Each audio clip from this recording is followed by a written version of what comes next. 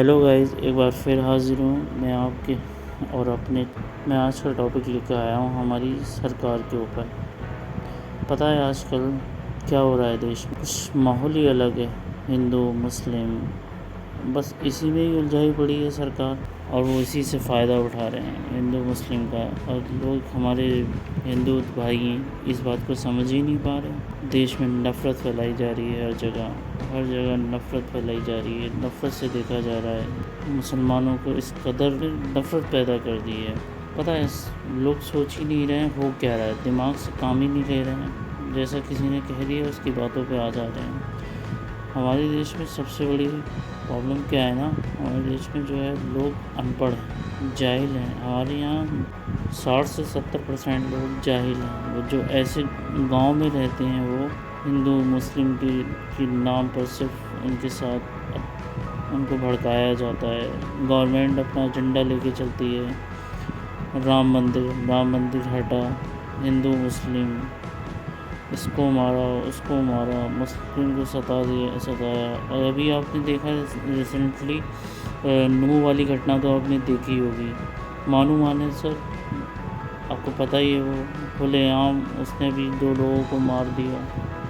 उसने खुलेआम कहा कि मैं नूह में आ रहा हूँ, उसने दंगा भड़काया। उसके खिलाफ़ कोई एक्शन नहीं लिया गया क्योंकि वो सरकार के लिए बजरंग दल से जुड़ा हुआ है, तो इससे भी बेनिफिट हो रहा है। सरकार को चाहिए तो ऐसे लोग जो नफ़रत फैलाएं, इसलिए उसके लिए उससे कोई कुछ कह ही नहीं रहा। उसकी इतनी हिम्मत बढ़ गई है। और फिर अभी आपने देखा रिसेंटली मुंबई ट्रेन में एक आदमी, एक पुलिस वाला, वो 3 लोगों को मार देता है अपनी गन से, और बाद में क्या कहता है कि मोदी जिंदाबाद, योगी जिंदाबाद। अरे ये कैसी सरकार! और सरकार ने उसे छोड़ दिया ये कह के कि उसका जो है मानसिक संतुलन ठीक नहीं है। ये क्या बात होती है, मानसिक संतुलन ठीक नहीं है?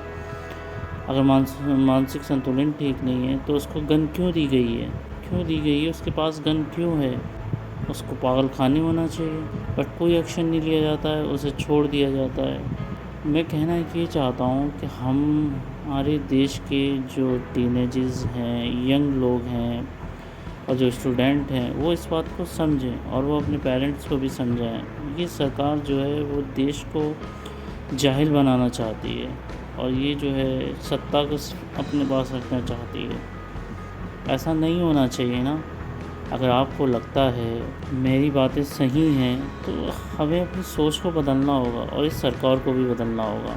हिंदू मुस्लिम से कुछ नहीं होता है। असल में होता क्या है, हमारे देश में जो है गवर्नमेंट को सिर्फ नेता लोग चला रहे हैं, और वो सिर्फ अपने फ़ायदे के लिए वर्क कर रहे हैं। उन्हें देश से कोई मतलब नहीं, किसी स्टूडेंट से कोई मतलब नहीं, किसी से कोई लेना देना नहीं है। उनको बस अपने से मतलब है।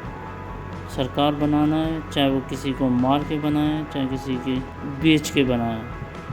अब हर गवर्नमेंट चीज़ को बेचा जा रहा है। अंबानी, अडानी, इन लोगों को दिया जा रहा है। तो देश से इतना पैसा लेके लोग बाहर भाग जा रहे हैं, और ये सरकार कुछ कर नहीं पा रही है। मुझे तो लगता है इसमें सरकार भी इन्वॉल्व है।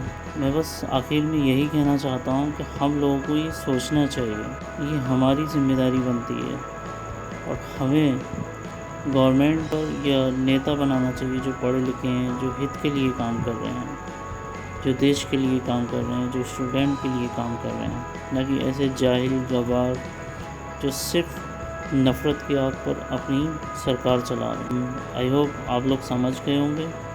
मेरा मोटिव यही था कि हम लोग को जागरूक होना चाहिए और ऐसी सरकार बनाना चाहिए जिससे हमें बेनिफिट मिले, हमारे देश को फ़ायदा हो।